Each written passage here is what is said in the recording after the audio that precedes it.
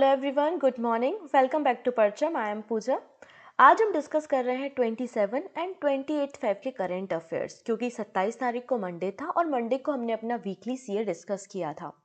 अब चूंकि आज 28 फरवरी है, मंथ का लास्ट डे है, तो मैंने काफ़ी सारी न्यूज़ को से खोज खोज के निकाला है, एकदम रिसर्च की है कि कोई भी न्यूज़ ऐसी ना हो जो फेब मंथ की इम्पॉर्टेंट हो और फेब मंथ में रह जाए।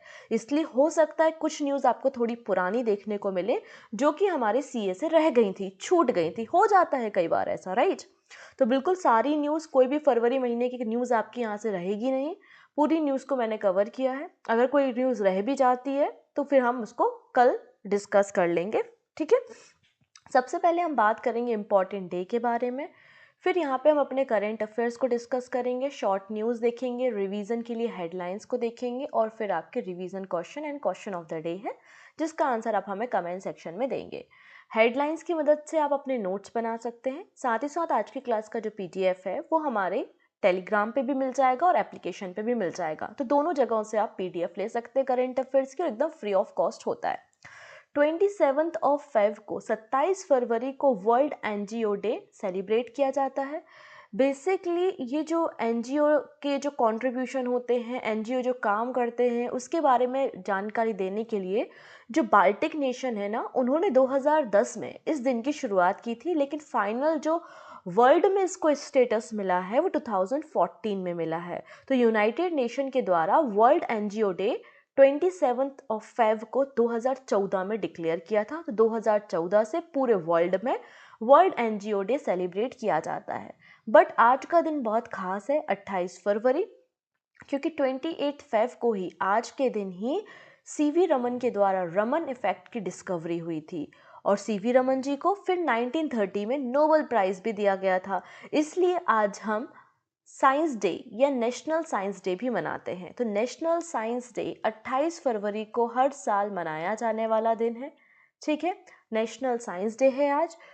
हम रमन इफेक्ट की जो डिस्कवरी की थी सर सीवी रमन जी के द्वारा, उस दिन को याद करने के लिए आज के दिन को नेशनल साइंस डे के रूप में मनाते हैं। मैं आपको बता दूं कि सीवी रमन ने रमन इफेक्ट की डिस्कवरी 1928 में की थी, जिसके कारण उनको 1930 में नोबेल प्राइज से सम्मानित किया गया था और इनको फिजिक्स की फील्ड में नोबेल प्राइज दिया गया था।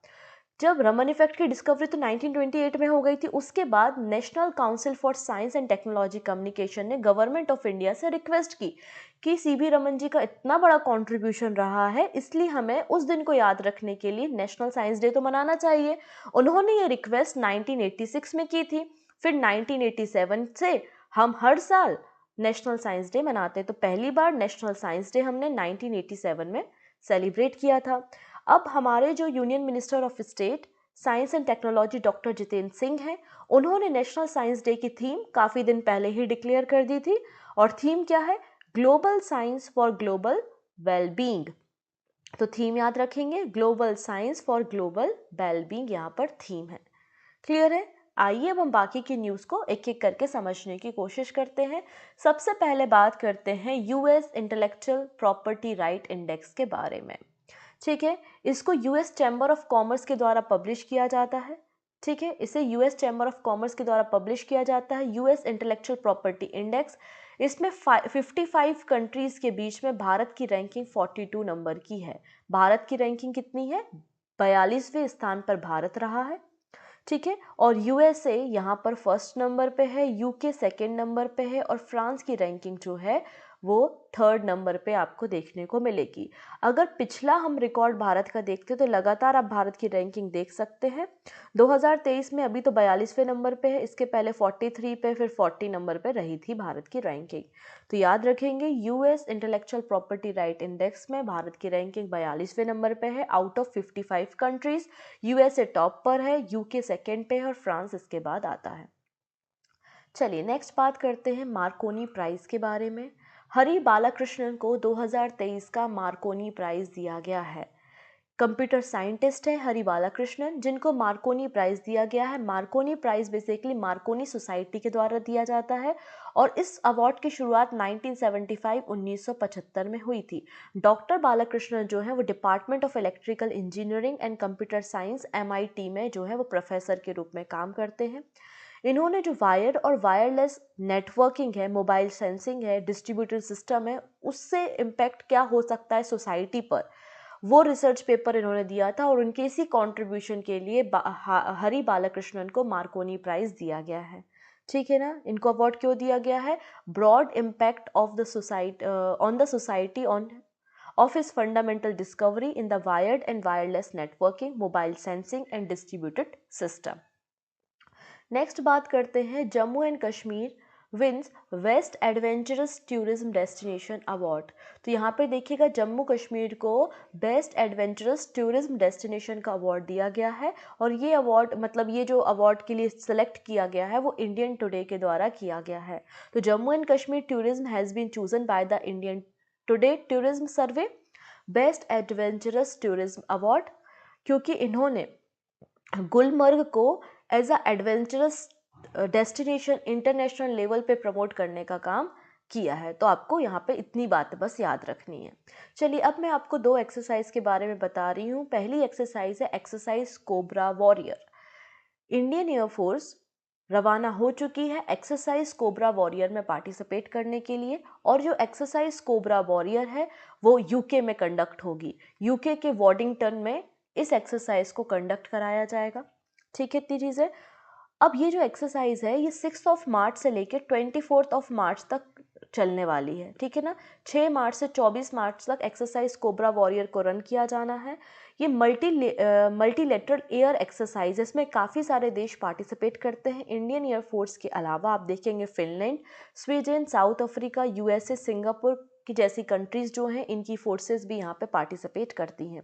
अगर हम इंडियन एयरफोर्स के बारे में बात करते हैं तो इंडियन एयरफोर्स की तरफ से 5 Miraj 2000 fighters, 2 C-17 globe master और IL-78 मिड एयर रिफ्यूलर यहाँ पर एयरक्राफ्ट जो हैं वो पार्टिसिपेट करेंगे इस एक्सरसाइज में। ठीक है, तो एक्सरसाइज कोबरा वॉरियर को कहाँ पे कंडक्ट कराया जा रहा है? यूके में कंडक्ट कराया जा रहा है। नेक्स्ट बात करते हैं हम डेजर्ट फ्लैग 8th एक्सरसाइज के बारे में। Indian air force contingent reaches in UAE, कहाँ पर हो रही है ये? UAE to participate in exercise desert flag 8। तो डेजर्ट फ्लैग 8 एक्सरसाइज जो है वो यूएई में कंडक्ट हो रही है, यूएई में कंडक्ट हो रही है। ठीक है, ये एक्सरसाइज 27 फेब से लेके 17 मार्च तक चलने वाली है। 27 फरवरी से लेके 17 मार्च तक ये एक्सरसाइज चलेगी और इंडियन एयरफोर्स यहाँ पे रवाना हो चुकी है, भारत से यूएई पहुँच गई है इस एक्सरसाइज में पार्टिसिपेट करने। इस एक्सरसाइज की खास बात यह है कि पहली बार यहाँ पर तेजस भी आ रहा है। Tejas the light combat aircraft made in India will make it first appearance at the multinational exercise in UAE. तो मल्टी नेशनल एक्सरसाइज में पहली बार तेजस यहाँ पे पार्टिसिपेट कर रहा है। तेजस के अलावा 5 तेजस के अलावा यहाँ पे C-17 globe master 3rd aircraft भी पार्टिसिपेट करेंगे। अब कौन कौन सी कंट्री जो है वो एक्सरसाइज डेजर्ट फ्लैग में पार्टिसिपेट करते हैं भारत के अलावा? तो आप देखेंगे यूएई तो होस्ट कर रहा है इस साल, France, Kuwait, Australia, UK, Bahrain, Morocco, Spain, Republic of Korea, USA, कई सारे देश आप देख रहे हैं पार्टिसिपेट कर रहे हैं। और पहली बार इसलिए हम कह रहे हैं कि इस मल्टीनेशनल एक्सरसाइज में यूएई में हमारे तेजस भी पार्टिसिपेट करने वाला है। तेजस के बारे में थोड़ी सी जानकारी मैं आपको दे देती हूँ कि तेजस जो है वो इंडिजीनियस मतलब पूरी तरीके से made in India light combat aircraft है और इसको एरोनॉटिकल डेवलपमेंट एजेंसी और HAL ने मिलकर तैयार किया है। हिंदुस्तान एरोनॉटिक्स लिमिटेड और एरोनॉटिकल डेवलपमेंट एजेंसी दोनों ने मिलकर तेजस को तैयार किया है। ये जो तेजस है बेसिकली हम जो रशिया के MiG-21 पे डिपेंडेंट है उसकी डिपेंडेंसी को कम करने के लिए हमने तेजस को डिज़ाइन किया है। तेजस जो है वो एयर टू एयर और एयर टू सरफेस वेपन्स को कैरी कर सकता है। साथ ही साथ इसमें रिफ्यूलिंग की जो कैपेसिटी है स्काई में ही इसको वापस से फ्यूलिंग की जा सकती है। मैक्सिमम पेलोड 4000 kg का कैरी कर सकता है और इसकी जो मैक्सिमम स्पीड है तेजस की वो 1.8 मैक की है और 3000 किलोमीटर की रेंज है इसकी। ठीक है, तो ये कुछ बातें थी तेजस फाइटर एयरक्राफ्ट के बारे में। चलिए अगेन चर्चा में आई है RRR मूवी। इसको आपने देखा कि अभी रिसेंटली जो 80th नंबर की गोल्डन ग्लोब अवार्ड थे तो नाटू नाटू सॉन्ग को भी यहाँ पे और बेस्ट ओरिजिनल सॉन्ग मिला था। आपने कुछ समय पहला देखा कि जो नाटू नाटू सॉन्ग है उसको ऑस्कर के लिए भी नॉमिनेट किया गया। अब वापस से यहाँ पे RRR जो मूवी है उसको 4 Bollywood critics association film award दिए गए हैं। कितने अवार्ड दिए गए हैं? 4। RR मूवी के डायरेक्टर जो है वो SS राजमौली हैं। ये जो पिक्चर में आपको दिख रहे हैं यही है SS राजमौली। और इनकी जो मूवी है उसके 4 Hollywood critics association film award 2023 दिए गए हैं। कौन कौन सी कैटेगरी में है? Best action film, best international feature, best original song Naatu Naatu और बेस्ट स्टंट कैटेगरी के लिए इसे 4 अवार्ड दिए गए हैं। ठीक है, नेक्स्ट बात करते हैं एलोरा अजंता इंटरनेशनल फेस्टिवल के बारे में। 7 सालों के गैप के बाद फाइनली 3 दिन के अजंता एलोरा इंटरनेशनल फेस्टिवल की शुरुआत हुई है। पहले ये जो अजंता एलोरा फेस्टिवल होता था ना, ये आपको देखेंगे ये जो वेन्यू था वो एलोरा में किया जाता था, लेकिन अब इसके वेन्यू को चेंज कर दिया गया है और सोनारी प्लेस जो कि औरंगाबाद में है, सोनारी पैलेस जो कि औरंगाबाद में है, सोनारी महल, वहाँ पर ये फेस्टिवल का आयोजन किया जाता है। और आपने तो रिसेंटली देखा भी है कि औरंगाबाद का नाम भी चेंज करके छत्रपति संभाजी नगर के नाम पे रख दिया गया है। ठीक है, तो सोनारी पैलेस में जो है वो 3 दिन के अजंता एलोरा इंटरनेशनल फेस्टिवल का आयोजन किया जा रहा है। Union minister of state for finance doctor Bhagwant Karad इस फेस्टिवल को इनॉग्रेट करेंगे। अब बेसिकली ये जो फेस्टिवल होता है यहाँ पे कथक डांस, उड़ीसी डांस, जो हमारे कल्चर और फोक डांस है ना, वो यहाँ पे शोकेस किए जाते हैं। तो कई सारे आर्टिस्ट जैसे कि सितार प्लेयर उस्ताद सुजत हुसैन, तबला प्लेयर अमित चौबे, मुकेश जाधव है ना, अदिति भागवत जो कि कथक डांसर है, ऐसे कई सारे आर्टिस्ट यहाँ पे परफॉर्म करेंगे। ठीक है, नेक्स्ट है यहाँ पर union ministry inaugurate international biotech conclave in North East. तो हमारे जो यूनियन मिनिस्टर हैं जितेंद्र सिंह जी, इन्होंने इंटरनेशनल कॉन्फ्रेंस ऑन बायोटेक को इनॉग्रेट किया है for the first time in the north east. जब से इसकी शुरुआत हुई है ना, तब से पहली बार यहाँ पे नॉर्थ ईस्ट के रीजन में international conference on biotechnology conduct हो रहा है। ठीक है, तो union minister Jitendra Singh has inaugurated international conference on biotechnology for the first time since independence in North east region along with the 22nd Congress of the International Society for Ethnopharmacology। ठीक है, यहाँ पे 22वें नंबर की कांग्रेस या कॉन्फ्रेंस भी हो रही है इंटरनेशनल सोसाइटी फॉर एथनोफार्मेकोलॉजी। अब ये एथनोफार्मेकोलॉजी क्या कहलाती है? तो बेसिकली हमारी बहुत सारी जो मेडिसिन होती है वो प्लांट से ही हम लेते हैं। तो cross culture study of medicine drive from naturally occurring substance like plant and fungi is known as the ethnopharmacology. तो एथनोफार्मेकोलॉजी क्या है? जो हमारी स्टडी है मेडिसिन की और जो हम नेचुरली अपने मेडिसिन को प्लांट और फंगस से तैयार करते, उसकी स्टडी को ही हमने यहाँ पे एथनो फार्मेकोलॉजी कहा है। तो इसकी 22nd नंबर की कांग्रेस की मीटिंग, कांग्रेस या कॉन्फ्रेंस और इंटरनेशनल कॉन्फ्रेंस ऑन बायोटेक्नोलॉजी कहाँ होगा? नॉर्थ ईस्ट रीजन में होगा। कहाँ पर? मणिपुर इम्फाल में। कहाँ होगा? मणिपुर इम्फाल में होगा। अब इसके लिए यहाँ पे जो थीम डिसाइड की गई है वो है re imaging, ethnopharmacology, globalisation of traditional medicine. ये इस साल यहाँ पर थीम डिसाइड की गई है। ठीक है, चलिए बात करते हैं अब कोल जनजाति महाकुंभ के बारे में।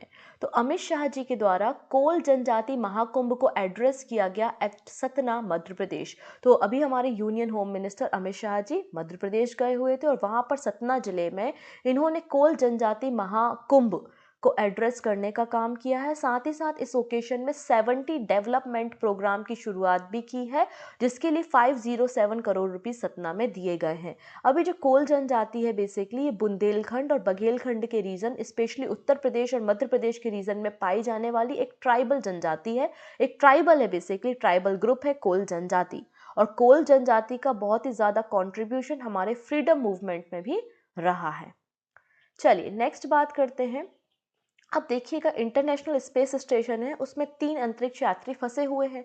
उन 3 अंतरिक्ष यात्रियों को वापस अर्थ पे लाने के लिए रशिया ने सोयूज स्पेस क्राफ्ट को भेजा है। तो Russian space agency launch Soyuz spacecraft to bring back 3 astronaut standard on ISS। मतलब जो इंटरनेशनल स्पेस स्टेशन है उसमें 3 अंतरिक्ष यात्रियों को वापस लाने के लिए रूसी अंतरिक्ष एजेंसी ने सोयूज अंतरिक्ष यान को भेजा है। जिनमें से 2 रशियन और एक अमेरिकन एस्ट्रोनॉट है जिनको अर्थ सरफेस में लाया जाएगा इस सोयूज स्पेसक्राफ्ट की मदद से, और इसको कजाकिस्तान से जो है ऑर्बिट में भेजा गया है, कजाकिस्तान से इसको लॉन्च किया गया है। अगर मैं इंटरनेशनल स्पेस स्टेशन के बारे में बात करूं तो किसी एक देश का या किसी एक संगठन का ये नहीं है। इसका कंस्ट्रक्शन 1998 में शुरू हुआ था और 2011 तक ये बन के तैयार हुआ था। किसी एक नेशन के द्वारा ये ओन नहीं होता। यूरोपियन स्पेस एजेंसी के साथ साथ यूरोप, यूएसए, रशिया, कनाडा और जापान सभी ने मिलकर इंटरनेशनल स्पेस स्टेशन को तैयार किया है, और अभी तक सबसे ज़्यादा यूएसए के द्वारा 158 लोगों को इंटरनेशनल स्पेस स्टेशन में भेजा गया है। उसके बाद रशिया का नंबर आता है। चलिए, अब आप लोगों ने रिसेंटली न्यूज़ में देखा होगा न्यू स्टार्ट के बारे में, ठीक है ना। तो यहाँ पे न्यू स्टार्ट क्या है, इस पे हमें चर्चा करनी है। New start, Russia has announce to suspend its participation. अब ये न्यू स्टार्ट क्या है जिससे रशिया ने सस्पेंड कर दिया, क्योंकि 2026 तक का एग्रीमेंट था लेकिन उसके पहले ही रशिया ने इसे सस्पेंड कर दिया है। तो आखिरकार ये पूरा माजरा क्या है, तो पूरी कहानी को थोड़ा पीछे से हमको समझने की कोशिश करनी होगी। पहले हम न्यूज़ देखते हैं कि Russia has announce to suspend its participation in the new start, the last remaining major military agreement with the USA. तो न्यू स्टार्ट बेसिकली रशिया और यूएसए के बीच का एक मिलिट्री एग्रीमेंट था जो कि 2026 तक प्रभावी था, 2026 तक इफेक्टिव में था, लेकिन रशिया ने इसे सस्पेंड कर दिया है। अगर हम इस स्टार्ट के बारे में, बात शुरू होती है स्टार्ट से। अब ये स्टार्ट क्या है, स्टार्ट का मतलब शुरुआत नहीं है, ठीक है। स्टार्ट का यहाँ पे मतलब है स्ट्रेटेजिक आर्म रिडक्शन ट्रीटी। अब देखिएगा, आपको पता था कि यूएसए और रशिया, जब उस समय रशिया नहीं था वो यूएसएसआर था, तो दोनों के बीच में कोल्ड वॉर थी। दोनों अपनी शक्ति प्रदर्शन करते थे, अपने वेपन्स को लॉन्च करते थे, बाउंड्री पे उनको तैनात करने का काम करते थे।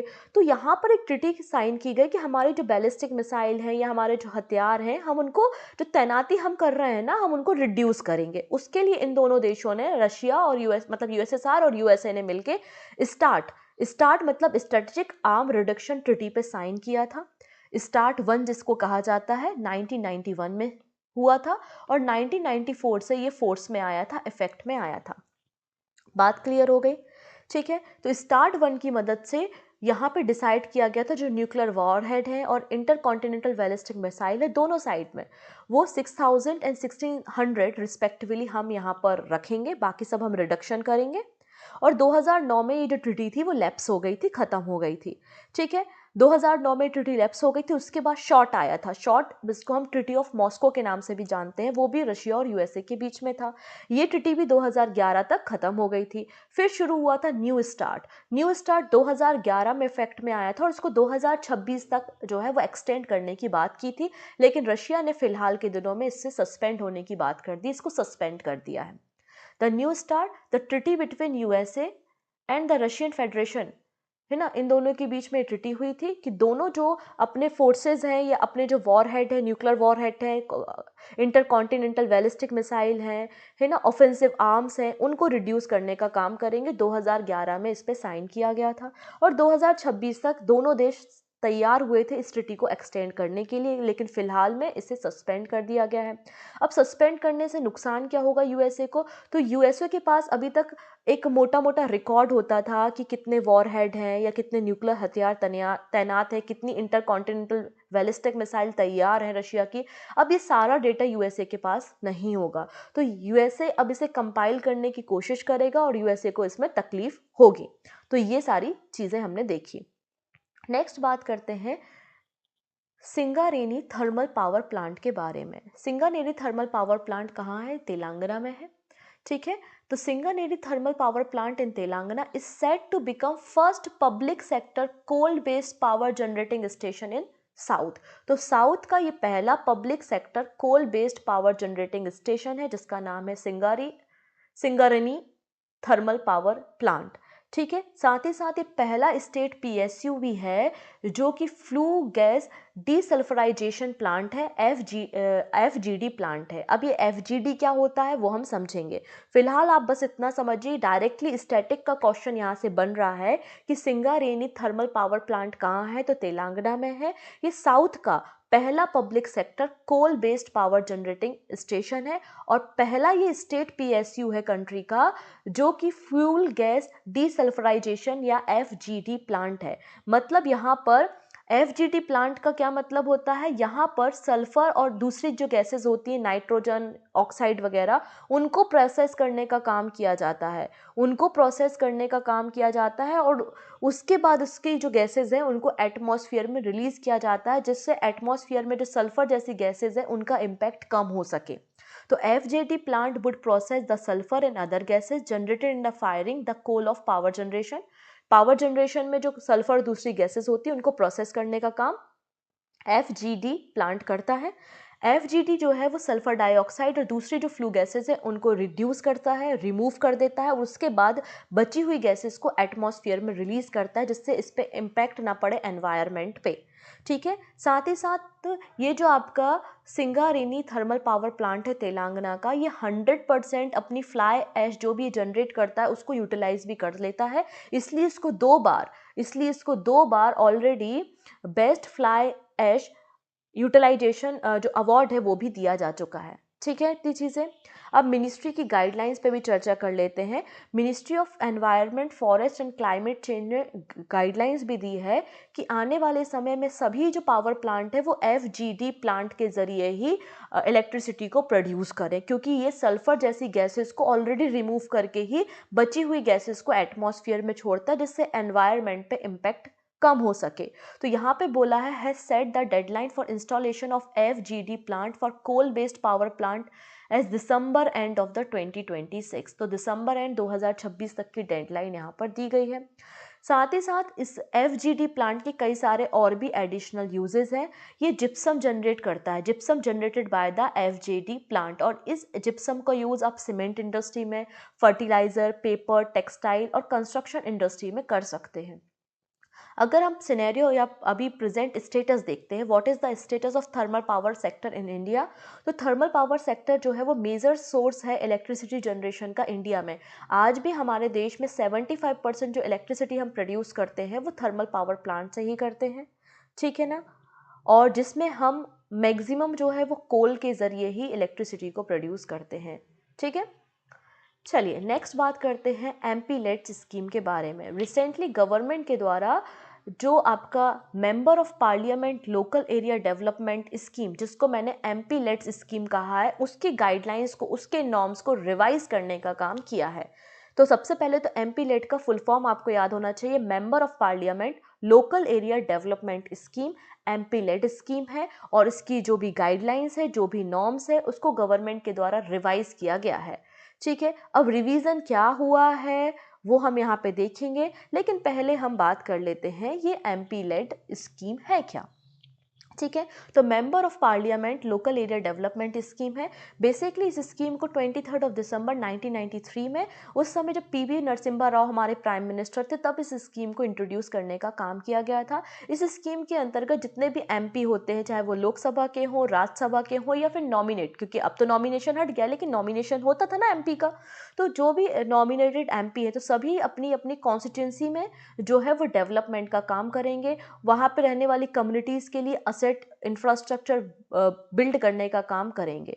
ये बात यहाँ पे डिसाइड की गई थी, और ये जो स्कीम है वो ministry of statistics and programme implementation के द्वारा रन होती थी, क्योंकि जो एमपी होते हैं, हर एक एमपी को 5 करोड़ रुपए यहाँ पे मिलते हैं, दो अलग अलग 2.5 करोड़ की इंस्टॉलमेंट में, और ये जो फंड है उनको यहाँ पे टारगेट होता है कि अपनी कॉन्स्टिट्यूंसी में ये डेवलपमेंट के काम करें। जो लोकसभा एमपी होते हैं वो अपनी डिस्ट्रिक्ट अथॉरिटी प्रोजेक्ट और जो उनकी लोकसभा कॉन्स्टिट्यूंसी है वहाँ पर इन्वेस्ट करते हैं, और जो राज्यसभा के एमपी होते हैं वो अपनी स्टेट, जहाँ से वो अपने जिस राज्य से वो इलेक्ट होकर आए हैं राज्यसभा के एमपी, वो अपनी स्टेट के किसी डिस्ट्रिक्ट में इसका फंड का उपयोग करते हैं। वही जो नॉमिनेटेड एमपी होते हैं, चाहे वो राज्यसभा के हों या लोकसभा के हों, वो कंट्री के किसी भी गांव में, किसी भी डिस्ट्रिक्ट में इस पैसे को इन्वेस्ट कर सकते हैं। ठीक है, तो इस तरीके से ये member of parliament local area development scheme काम करती है। अब यहाँ पे जो नई गाइडलाइंस है वो हमें देखना है। तो यहाँ पे नई गाइडलाइंस में एक नया वेब पोर्टल लॉन्च किया गया है। नया वेब पोर्टल यहाँ पे लॉन्च किया गया है। बेसिकली इस गाइडलाइन को इशू करने का काम minister of state for statistics and programme implementation Rao Inderjit Singh ji के द्वारा किया गया है। इन्होंने नई गाइडलाइंस और एक वेब पोर्टल को लॉन्च किया है जो कि 1 अप्रैल 2023 से इफेक्ट में आ जाएंगी। अभी नई गाइडलाइन क्या कहती हैं? तो नई गाइडलाइन ये कहती हैं कि यार आपके एरिया में क्या डेवलपमेंट चल रहा है तो इसका ऑनलाइन रिकॉर्ड रखो और आप उनको समय समय पे मतलब जो एमपी है उस रिकॉर्ड को मेंटेन करे, बार बार ऑनलाइन उस रिकॉर्ड को चेक करे और गाइडलाइंस दे कि आपको कम्युनिटी के लिए ये काम करना है आज के सिनेरियो को ध्यान में रखते हुए। ऐसा नहीं कि हम बाबा आदम के ज़माने का कोई असेट बना रहा है या इंफ्रास्ट्रक्चर बना रहा है। आज की जो नीड है कम्युनिटी को, आज की जो नीड है ऐसा है कि पानी की ज़रूरत है और आप जो हैं वो उनको इंटरनेट दे रहे हैं, तो भाई पहले पानी दे दो, है ना।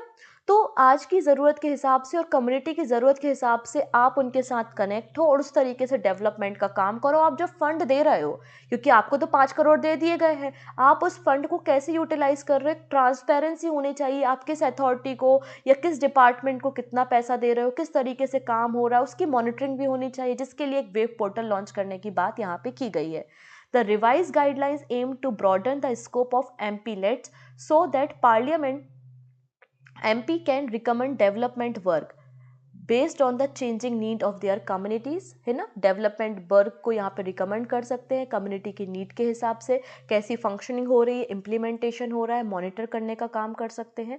यही सारी चीज़ें मैंने कहा है कि ट्रांसपेरेंसी जिससे बढ़ेगी, अकाउंटेबिलिटी बढ़ेगी, इंप्रूवमेंट आएगा रिजल्ट में। तो ये कुछ गाइडलाइंस यहाँ पे इशू की गई हैं। नेक्स्ट बात करते हैं हम यहाँ पे doctor Vivek Debroy release the foundation literacy and numeracy report. तो डॉक्टर विवेक रॉय कौन है? विवेक रॉय नहीं, विवेक देवराय। डॉक्टर विवेक देवराय कौन है? तो ये है economic advisory council to the prime minister, जिसको हमने EAC-PM लिखा है। उनके द्वारा foundation literacy and numeracy report publish की गई है जो कि 2nd एडिशन है। इस रिपोर्ट को इंस्टीट्यूट ऑफ कॉम्पिटिटिवनेस के द्वारा तैयार किया गया है। ये रिपोर्ट अलग अलग जो जैसे कि आपके पर्टिकुलर स्टेट में हेल्थ फैसिलिटी कैसी है, एजुकेशन फैसिलिटी कैसी है, बच्चों में न्यूट्रिशन कैसे प्रोवाइड किया जा रहा है ना, साक्षरता का दर क्या है, स्तर क्या है, उन सारे डेटा को आधार मान के इस रिपोर्ट को तैयार किया जाता है। तो पंजाब यहाँ पे टॉप परफॉर्मिंग स्टेट है education and health related indicators में। इसके अलावा दिल्ली, गोवा, महाराष्ट्र जैसे जो राज्य और यूनियन टेरिटरी है ये हाई परफॉर्मिंग स्टेट है। वहीं मेघालय, दादर नगर हवेली, नागालैंड, तेलंगाना, उत्तर प्रदेश, झारखंड ये जो है वो अंडर परफॉर्म्ड कैटेगरी में आते हैं। ठीक है, चलिए नेक्स्ट बात करते हैं मैड काउ डिसीज़ के बारे में। रिसेंटली आप लोग ने शायद न्यूज़ में सुना होगा मैड काउ डिसीज़ के बारे में, ठीक है ना। अब ये क्या है उस पर हम चर्चा करते हैं। तो ब्राज़ील बीफ को एक्सपोर्ट करता है चाइना में। ब्राज़ील जो है वो बीफ को एक्सपोर्ट करने का काम, निर्यात करने का काम करता है चाइना में। लेकिन ब्राज़ील को जैसे ही पता चला कि उसके बीफ में मैड काउ डिसीज़ के सिम्टम पड़े हैं, तो उसने क्या कर दिया, इस एक्सपोर्ट को सस्पेंड कर दिया। ठीक है, तो Brazil suspend beef export to China after finding mad cow disease. तो मैड काउ डिसीज़ उनके बुफेलो में, उनके कैटल्स में पाई गई, जिसके कारण बीफ एक्सपोर्ट बैन कर दिया है चाइना में ब्राज़ील ने। ये जो मैड काउ डिसीज़ है इसको एक और नाम से जाना जाता है जिसको कहते हैं हम BSE, मतलब बोविन स्फोंगिफॉर्म इंसेफ्लोपैथी, BSE भी इसको कहा जाता है। बेसिकली ये जो डिसीज़ होती है ये नर्वस सिस्टम पे इम्पैक्ट करती है। जो एडल्ट कैटल होते हैं उनके सेंट्रल नर्वस सिस्टम पे इफेक्ट करने का काम करती है, उनके ब्रेन और स्पाइनल कॉर्ड को यहाँ पे इम्पैक्ट करती है। It is cause by the protein called the prion. Prion नाम के प्रोटीन से ये डिसीज़ होती है और अभी तक इसका कोई भी वैक्सीन अवेलेबल नहीं है। ठीक है, ट्रांसमिशन कैसे होता है? खराब खाना वगैरह खाने से जब कैटल खा लेते हैं तो उनको ये बीमारी हो जाती है और एक सिक काऊ से दूसरे काऊ तक भी ये बीमारी ट्रांसमिट हो जाती है। चलिए, अब यहाँ पर ज्योग्राफी का एक छोटा सा टॉपिक है। आप लोगों को हमेशा से पता था कि हम बात करते थे हमारी अर्थ की 3 लेयर है, एक क्रस्ट है, मेंटल है, कोर है। फिर हम बात करते थे कि हमने अपनी कोर को एक इनर कोर, एक आउटर कोर में डिवाइड करके रखा है। लेकिन आपकी स्टडी अब थोड़ी और बढ़ जाएगी क्योंकि साइंटिस्ट ने एक और नई लेयर को यहाँ पर डिस्कवर कर लिया है। ठीक है, scientist discover 5th inner core layer of the earth, जिसको नाम दिया है इनर मोस्ट कोर। क्रस्ट हो गया, मेंटल हो गया, आउटर कोर, इनर कोर और फिर इनर मोस्ट कोर। ठीक है। तो अभी जो फ्रिक्वेंट अर्थक्वेक आए, तजाकिस्तान में आए, टर्की सीरिया में अर्थक्वेक आए ना, कई सारे लगातार फ्रिक्वेंट अर्थक्वेक आ रहे हैं। तो उस अर्थक्वेक की मदद से साइंटिस्ट ने एक नई लेयर कोर की डिस्कवर की है, जिसको फिफ्थ इनर कोर कहा जा रहा है, जो कि सॉलिड वॉल है निकेल एंड आयरन की। इनर मोस्ट लेयर है ये, और जो कि किससे बनी है, सॉलिड है ये, और निकेल एंड आयरन से बनी है। तो इनर मोस्ट कोर जो है वो कैसा है, सॉलिड है, पांचवी लेयर है ये, आप ऐसा बोल सकते हैं, और ये निकेल एंड आयरन से बनी है, ऐसा साइंटिस्ट का कहना है। ऑस्ट्रेलियन नेशनल यूनिवर्सिटी के रिसर्चर्स के द्वारा इस लेयर का पता लगाने का काम किया गया है। अब नई डिस्कवरी क्या है उस पर हम थोड़ा चर्चा कर लेते हैं। अभी तक साइंटिस्ट बिलीव करते थे कि केवल हमारे पास 4 लेयर है, आउटर मोस्ट लेयर जिसको आप क्रस्ट कहते थे, फिर मिडिल लेयर जिसको हम मेंटल कहते थे, और इनर मोस्ट लेयर जिसको हम कोर कहते थे। फिर हमने कोर को भी फर्दर 2 पार्ट्स में डिवाइड कर रखा था, inner core and outer core. लेकिन रिसेंटली साइंटिस्ट को एक अनादर लेयर मिली है कोर में, जिसको इनर मोस्ट कोर कहा गया है। ये इनर मोस्ट कोर जो है ये 5वीं लेयर है, जो कि सॉलिड है, और लगभग 650 किलोमीटर का इसका डायर बताया जा रहा है, निकेल और आयरन से बनी ऐसा बोला जा रहा है। और ये बहुत ही हॉटेस्ट है और सबसे ज़्यादा डेंस लेयर बताया जा रहा है। ये सबसे डेंस लेयर है। कोर की जो बची हुई 2 लेयर है ना, कोर की जो 2 लेयर है, आउटर कोर और इनर कोर, उससे भी ज़्यादा डेंसर जो है वो ये नई 5वें नंबर की कोर है, 5वें नंबर की लेयर है। इतनी चीज़ें। इसके अलावा साइंटिस्ट ने डिस्कवर किया था कि जो कोर की स्पीड है वो मेंटल के स्पीड के कंपैरिजन में थोड़ी सी कम हो गई है, और कुछ समय बाद कोर जो है वो अपोजिट डायरेक्शन में घूमना शुरू कर देगा, जिससे अर्थ की मैग्नेटिक फील्ड पे इम्पैक्ट आएगा, ऐसा रिसर्चर्स का मानना है। अब देखेंगे, जब होगा तब होगा। ठीक है, चलो अगली बात करते हैं। बांग्लादेश ISA मतलब International Solar Alliance sign agreement to increase use of solar energy. तो बांग्लादेश की गवर्नमेंट ने एग्रीमेंट साइन किया है इंटरनेशनल सोलर अलायंस के साथ, सोलर एनर्जी को कंट्री में और ज़्यादा यूज़ करने के लिए, इंक्रीज़ करने के लिए। ये जो एग्रीमेंट साइन हुआ है वो ISA के डायरेक्टर जनरल अजय माथुर और Bangladesh power division secretary Habibur Rahman के बीच में ये एग्रीमेंट साइन हुआ है, और ये एग्रीमेंट 2026 तक काम करेगा। इसका एकमात्र एम जो है to generate 40% total energy through renewable sources. Bangladesh का एजेंडा है कि 40% वो अपनी एनर्जी रिन्यूएबल एनर्जी की मदद से या सोलर एनर्जी की मदद से जनरेट करे 2041 तक, 2041 तक। ठीक है, चलिए अब यहाँ पर एक छोटा सा टर्म मैं आपको समझाना चाहती हूँ, जिससे आप पूरी न्यूज़ को थोड़ा सा समझ पाओ। पहले न्यूज़ देख लेते हैं। हमारे जो CJI हैं, मतलब चीफ जस्टिस ऑफ इंडिया है, DY चंद्रचूड़ है ना, 50वें नंबर के CJI बने हैं अभी अभी कुछ दिन पहले। तो CJI DY Chandrachud has launch the neutral citation to ensure a uniform pattern of citing the decision of the supreme Court. तो CJI DY चंद्रचूड़ ने सुप्रीम कोर्ट के फैसलों को न्यूट्रल साइटेशन के ज़रिए इंश्योर किया है कि आने वाले जितने भी जजमेंट होंगे और पुराने जो जजमेंट होंगे उनको न्यूट्रल साइटेशन में कन्वर्ट किया जाएगा। अब ये साइटेशन क्या होता है, और ये जो न्यूट्रल साइटेशन की बात हो रही है, आखिरकार मामला क्या है, वो हमें पहले समझना पड़ेगा ना, तभी तो हम पूरी न्यूज़ को समझ पाएंगे। इसके अलावा इनके द्वारा एक और इनिशिएटिव शुरू किया गया है, electronic supreme court report project, जिसके ज़रिए फ्री एक्सेस प्रोवाइड किया जाएगा 34,000 जजमेंट का, लॉयर्स, लॉ स्टूडेंट और कॉमन पब्लिक के लिए। तो बहुत सारे लॉ स्टूडेंट होते हैं जिनको प्रीवियस जजमेंट की स्टडी करनी होती है, जो लॉयर्स होते हैं उनको भी प्रीवियस जजमेंट की स्टडी करनी होती है, और पब्लिक को भी सुप्रीम कोर्ट के जजमेंट की तो जानकारी होनी ही चाहिए। इसलिए यहाँ पे 34,000 जजमेंट जो है वो फ्री एक्सेस प्रोवाइड किया जाएगा through electronic supreme court report project के जरिए। सबसे पहले हम बात करते हैं कि साइटेशन क्या होता है, फिर हम देखेंगे कि न्यूट्रल साइटेशन क्या है। अब देखिएगा, कोई भी सुप्रीम कोर्ट का वर्डिक्ट आता है, जजमेंट आता है, तो अलग अलग न्यूज़पेपर, अलग अलग मीडिया रिपोर्टर एजेंसीज उस वर्डिक्ट को, उस डिसीजन को जो है पब्लिश करते हैं, जिससे पब्लिक तक, जनता तक उस वर्डिक्ट के बारे में, उस जजमेंट के बारे में जानकारी पहुंचे। ठीक है ना।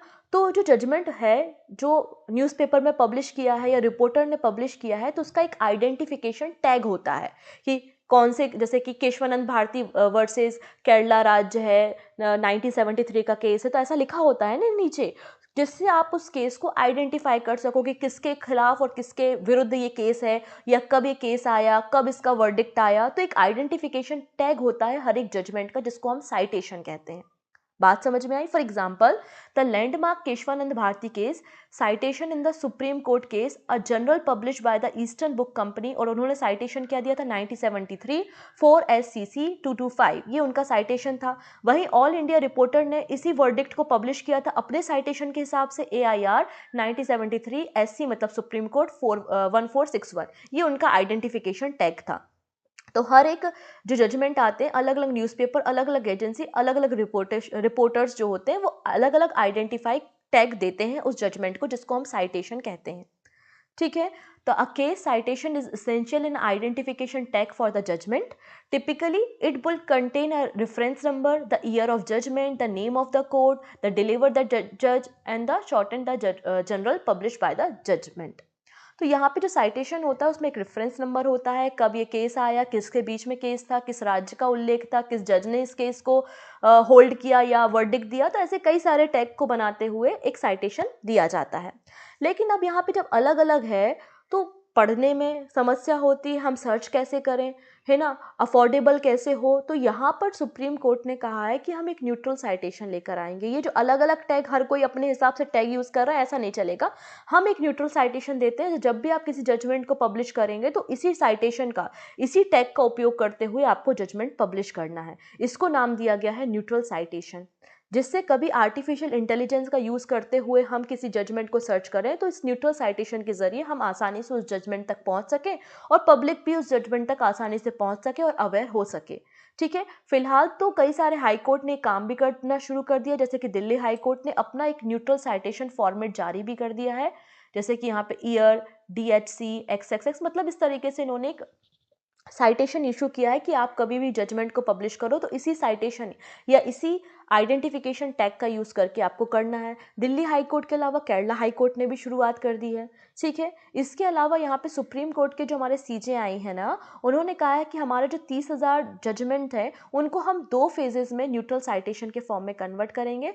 पहले फेज में हम 1 जनवरी 2023 का जो ट्रेंड है उसको 2014 से 2023 तक के जो जजमेंट है उनको हम न्यूट्रल साइटेशन में कन्वर्ट करेंगे, उनको एक यूनिक टैग देंगे, आइडेंटिफिकेशन टैग देंगे, और बचे हुए जो 1950 तक के उनको सेकेंड फेज में हम कवर करेंगे, ऐसा CJI ने कहा है। तो बेसिकली एक आइडेंटिफिकेशन टैग को ही साइटेशन कहते हैं। सब लोग अलग अलग आइडेंटिफिकेशन टैग यूज कर रहे हैं तो क्यों ना उसको एक कॉमन कर दिया जाए, बस इतना ही कहानी हुआ है। ठीक है, तो ये आज के हमारे करंट अफेयर्स थे। अब 2-4 छोटी छोटी न्यूज़ हैं। मैंने आप लोगों को MV गंगा विलास के बारे में बताया था, जो कि वर्ल्ड की लॉन्गेस्ट रिवर क्रूज़ है। इसने अपनी यात्रा कवर कर ली है, ख़त्म कर ली है। 13 जनवरी को इसने अपनी यात्रा शुरू की थी और 28 फरवरी को इसने डिब्रूगढ़ में अपनी यात्रा को कवर कर लिया है, ख़त्म कर लिया है। नेक्स्ट बात करते हैं, ये है लेफ्टिनेंट जनरल RS रीन। इन्होंने डायरेक्टर जनरल क्वालिटी अश्योरेंस का चार्जेस अब संभाले हैं और ये director general quality assurance department of defence production के अंदर मिनिस्ट्री ऑफ डिफेंस में काम करती है। नेक्स्ट बात करते हैं, डिफेंस सेक्रेटरी अरमाने गिरिधर का जो टेन्योर है उसको एक्सटेंड कर दिया है गवर्नमेंट के द्वारा 2024 तक। तो याद रखेंगे, हमारे रक्षा सचिव, हमारे डिफेंस सेक्रेटरी या रक्षा सचिव कौन है, तो अरमाने गिरिधर है, और इनके कार्यकाल को गवर्नमेंट ने अक्टूबर 2024 तक बढ़ा दिया है। ठीक है, चलिए अगली बात। कुछ समय पहले मैंने उत्तराखंड का आपको केस बताया था कि उत्तराखंड की असेंबली ने एक बिल पास किया था कि अगर कोई भी व्यक्ति पेपर लीक के मामले में पाया जाता है तो उसको बहुत ही ज़्यादा पनिशमेंट दी जाएगी, और कोई स्टूडेंट इन्वॉल्व होता है तो उसको आने वाले एग्जाम से बैन कर दिया जाएगा, है ना। ये सारी बातें हमने डिस्कस की थी। तो अभी फिर से यहाँ पर आप देखेंगे, गुजरात लेजिस्लेटिव असेंबली, गुजरात की विधानसभा के द्वारा, गुजरात लेजिस्लेटिव असेंबली के द्वारा भी रिसेंटली एक ऐसा ही बिल पास किया गया है। और कोई भी अगर जो गवर्नमेंट के जो पेपर्स होते हैं, अगर कोई भी पर्सन इन पेपर को लीक कराते हुए पाया गया, है ना, यहाँ पे पाया गया, तो उसको 10 साल तक की सज़ा यहाँ पर दी जाएगी इस मल प्रैक्टिस के लिए। और यहाँ पे 10 लाख, मिनिमम 10 लाख रुपए से लेके 1 करोड़ रुपए तक का फाइन भी यहाँ पे लगाया जाएगा। ये बात यहाँ पे गुजरात असेंबली के द्वारा कही गई है। नेक्स्ट बात करते हैं हम यहाँ पर, महाराजा सयाजी राव यूनिवर्सिटी, जो कि आपका वडोदरा गुजरात में है, ये Y20 इंडिया समिट को होस्ट कर रही है अंडर द G20 प्रेसिडेंसी, और जिसकी थीम है climate change and environment conservation. ठीक है, तो ये हेडलाइन है। जो भी न्यूज़ हमने डिस्कस की हैं उनको आप यहाँ पे शॉर्ट में देख सकते हैं, आप सारी न्यूज़ को पढ़ सकते हैं, स्क्रीनशॉट ले सकते हैं और नोट्स भी प्रिपेयर कर सकते हैं। क्लियर है। अब हम यहाँ पे बात करेंगे अपने रिवीजन क्वेश्चंस के बारे में, ठीक है। सो पहला क्वेश्चन है यहाँ पर, who become the first digital citizen of Bhutan. Bhutan का पहला डिजिटल सिटीजन कौन बना है, तो 7 साल के हैं prince Jigme Namgyel Wangchuck. Option B is the right answer. Next है, blank pursue an agreement with India to build 6 submarine for $5.2 billion। तो जर्मनी और भारत के बीच में यहाँ पे जर्मनी और भारत के बीच में यहाँ पे $5.2 बिलियन की डील हुई है, ठीक है। नेक्स्ट है, which country host the first I2U2 vice minstrel meeting. तो कौन होस्ट कर रहा है, UAE कर रहा है। Option D is the right answer, option B ना, UAE, option B is the right answer. फिर है, भरिसु कन्नड़ दिमावा फेस्टिवल को ऑर्गेनाइज किया जा रहा है।